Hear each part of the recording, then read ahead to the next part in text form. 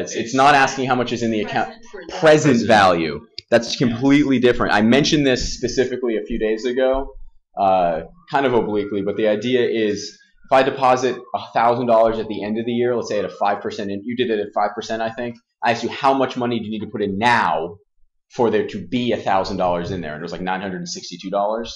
$1,000 at the end of 2 years was the same thing as like $907. The idea is money that you deposit later is worth less now, because if you deposit the money now, what does it earn over time? Interest. It earns interest. It earns interest. It earns interest. Yes, Henry? So what I mean by this is now I take it you guys looked in the back of the book and you noticed that the answer isn't infinity, right? Yeah. It's not an infinite amount of money. It's like 25,000 something. And it's a mighty specific answer. And at first when I did this, I honestly said, that seems strange. You know, it is fine. Oh, okay. Kind of forces you to think it's finite, not infinite. So at the end of the first year, how much money is in the account?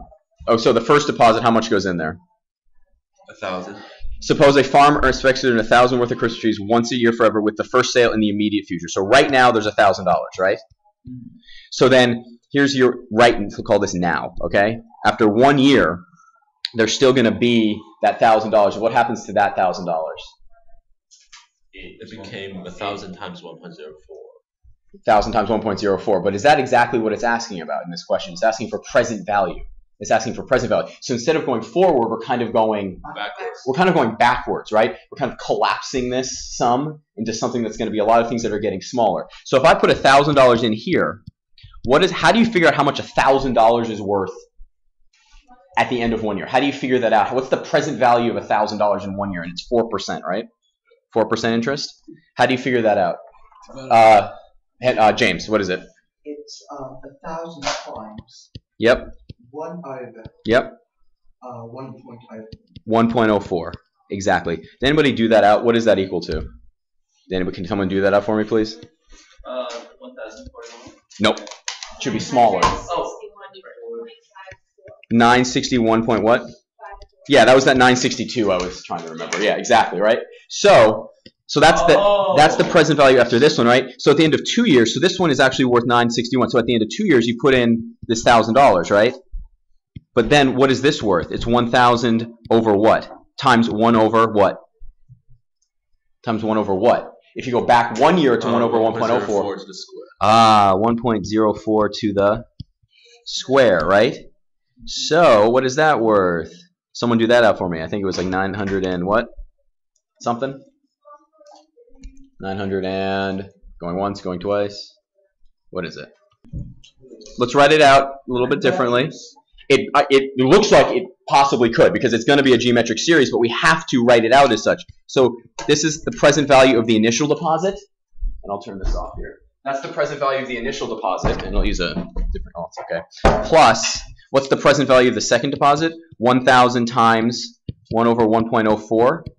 What's the present value of the second deposit, or third, sorry? 1,000 times what? Well, yeah, I don't really care about the actual values right now. We're just going to write this out as the series. 1 over to the, yep, and then what's the next one going to be?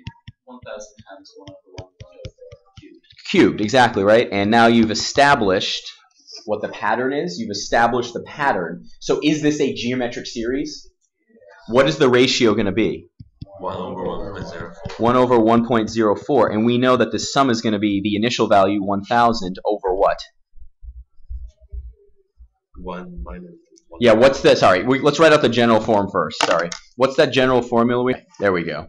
So what are we looking at here? So in this case, what should we set up here? 1,000. Yep. Multiplied by 1 minus 1 over 1.04. That's all parentheses. Times n. Sorry, hold on. If that is correct and you're doing this, the limit as n goes to what? Infinity. In this case, you know your r is less than or greater than 1. What is it? It's less than 1. So what happens? Hold on, Mr. Brendan. Let's see let's do this first. What happens to this? It goes to 0. So what do you end up with? Just 1, which does 1,000 over 1 minus 1. 1,000 over 1 minus what? 1 over 1.04. 1.04. And if you actually do that out, what do you get? 26,000. Yeah, it comes out to exactly what? 26,000. Yes. Okay. So then you ask yourself, this is one of those answers that should annoy you a lot. Because then you're like, oh man, I got an answer. It's finite, right? You expected it to be finite. You hoped it would be, right? You hoped it would be. The ratio is getting smaller. Just because so the ratio is getting smaller. But the problem is you're like, oh, I'm going to go check this with the back of the book. Is this the answer in the back of the book? No, and it's really annoying because is it off by like 1 decimal? The answer in the back of the book, what is it? Who looked it up? No one looked up. So you did a question, you didn't know the answer, though, is what's the formula for continuous interest? You remember? Anybody remember? Yes. E to the K. E to the RT. So the amount is equal to the principal times e to the Rate times time. right times time. It's really nice. Right, exactly. So again, let's just make our chart again just so we can see what this is like. Let's just make our chart. Our chart is going to be, there's our 1,000, the initial 1,000, and then after 1 year, we put the 1,000 in. How do we figure out what the present value of $1,000 in a year is? Well, we have this A equals PE to the RT. What do we want the amount to be? We want the amount to be 1,000. We don't know the principal, but what's the interest rate? What's the interest rate? 0.04. And how many years have gone by? 1. So if we want to isolate P, what do? We put in 1, 0, 0. Divide. So P is going to be 1,000 divided by what? E to the 0.04. So the present value of $1,000 in 1 year is going to be 1,000 divided by e to the 0. Do we expect, question, before you touch your calculators, before you do this, do you expect this amount to be greater than or less than 961.54? You do? Really? It'd be less than. Why? You reduce it more than. Correct, because the more you compound interest, the more money you make, right? So we expect this to be less than 961. Let's see if it is. Someone do that for me. What is it? The T is 1. 1 year. Anybody have this right here? Someone tell me what it is. 960.789. Nice. So is it less? Yes. Yeah, it's going to be a little less. You know you get more as you compound it, but is it an infinite amount more? No. So then if you wanted to do the second year, so this is after the second, what's the present value of this $1,000 deposit? You go back, it's going to be 1,000 divided by what? E to the what? Oh, come on, kids. 0.04. 0.04 squared, right? Okay, we're doing this. We're okay. We're okay so far. Okay, hold on. Let's write out the terms. What are the terms going to be, kids? 1,000 plus what? 1,000 times 1 over e to the 0.04 plus 1,000 times what? 1 over e to the 0.4 squared plus, do we see a pattern here? Yeah. We do, right? So what's our ratio? 1 over e to the 1 over e to the 0.04. So our sum is going to be what? A, 1,000 over 1 minus what? 1 over e to the 0.04. Exactly. It's the same thing we did before. And remember, we had this 1 minus r to the n, but because r is less than 1, what happened to r to the n? It goes to 0. It's gone. Someone do this on their calculator, and what do you get? To find for what values of the variable does the series converge? Okay, so what values of the variable does the series converge? This is a great question. So first of all, you want to find what the general ratio is. What is the general ratio? Y over 3 is the ratio? Yeah, seems right. 4. Okay, so you think the ratio is y over 3? Yeah, it is implied. You don't know what the rest of these are, but it sure seems like it's y over 3. You know that this converges when what is true? Y over 3. The absolute value of y is smaller than 1. Is less than 1. So you know that y over 3 has to be between these things right here. Is that correct? So what do you now know? Y has to be between -3 and 3. Is there anything else that we need to figure out for this question? That's it. That's all it's asking. Hey, believe me, this is not the first, last, or only time that this is going to happen. It happened to me thousands of times. It continually happens to me all the time. You're looking for something that seems like it's more, and then you're like, oh, that's cool. I'm sad. I get it. Saying like, I'm going to take the same thing and go like pi plus e plus -1 to the 80th power plus this thing, right? Like, you know that those first things are finite. You know that they can, you don't need to prove anything to, like, it adds up to this. It's kind of like limits. I could give you some nasty looking limit, but have it be continuous there. You know what I mean? Like, you have all these tactics for approaching limits, right? You have L'Hopital's rule. You have all these different ways of forcing things in. But what's the first thing you always check? Can you plug in the number? You know what I mean? So don't forget that. Okay, we have to do new stuff, okay? To you, because I want to make sure we get across everything new. I put in here, see this right here? I put in here an activity you can do to learn. Don't do this now. The sequence of partial sums. So this is the key here. If we can prove that the sequence of partial sums converges, what does that mean about the series as a whole? It also converges, right? So basically, here's our first term. It's this high. You add on the next term, it's this high. You add on the next term, it's this high. If you can prove that that converges, you know that the series itself converges. Yeah, I've been trying to figure that out, and I realize it's because people above are moving, so it's moving the projector. It's nice. It's very helpful. Another way to make the class arbitrarily harder. Mind is this. If you think of the first term, here's an right here. Here's the a1. Here's the first term. So let's say the second term, here's a1. But then we add on this little piece right there. There's a2. So this is the first partial sum. This is the second partial sum. And then let's say we add on the third one. There's the first, there's the second, and there's the third. So this is the partial sum 3. You end up with, if you can prove that it converges, what does that mean? Each partial sum is getting infinitely close to some horizontal line, above or below. It can go down too. This is going to be monotone. The whole series will converge. What's really, really nice about BC Calculus is you don't actually have to prove a lot of these statements. You get to use certain facts and then craft your answers from these facts. There's a lot of things in math that you don't have to prove until much later. Like, you get to use things in calculus that you will not prove until junior or senior year of college when you take analysis, which is great. So we get to use nice, fun, kind of calming things like, if you have two series that converge and you add them together, what happens? We already said this. They converge. It also converges, right? So if you have two series added together, it converges so you can separate them apart. What can you do with a constant times a series? If you had k times 8, where can you bring the constant? Take it out. You can bring it out to the front. You can factor constants out. Great. What else? Changing a did we mention this already? Changing a finite number of terms in a series does not change whether or not it converges.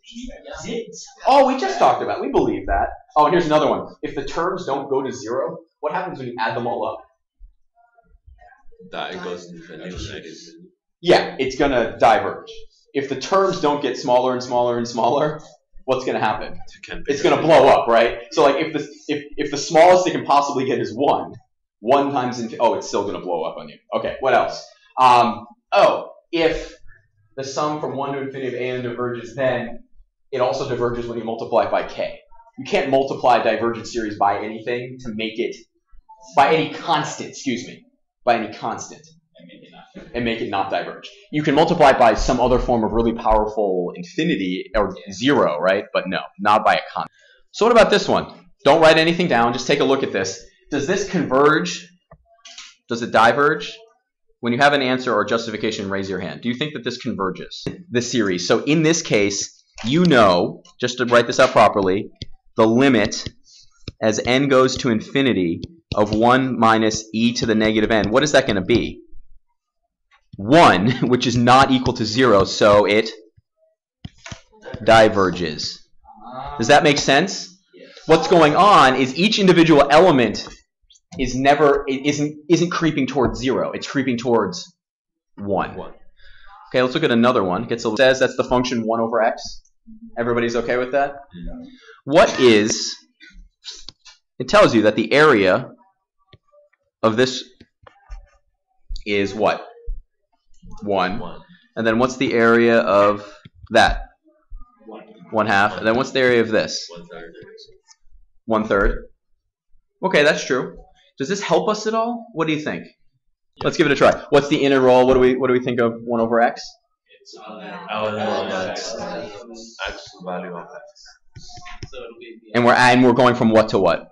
from 1 to 1 to n in this case, right? But we're doing the limit of that from n to infinity. infinity. So let's evaluate the inside here. It's going to be ln of n minus ln of 1. And that looks like an 11, but it's not. And we're doing the limit as n goes to infinity, right? What's ln of 1? 0. 0. So what do we have here? The limit as n goes to infinity of ln of n, which is what?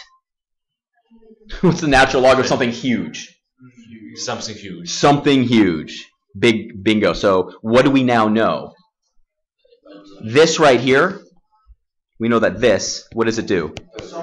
Blows up. But we also know that the sum of these pieces, so if Sn is equal to 1 plus a half plus a third plus a fourth, etc., right? We know that Sn is greater than the integral from 1 to infinity of 1 over x dx. Do you agree?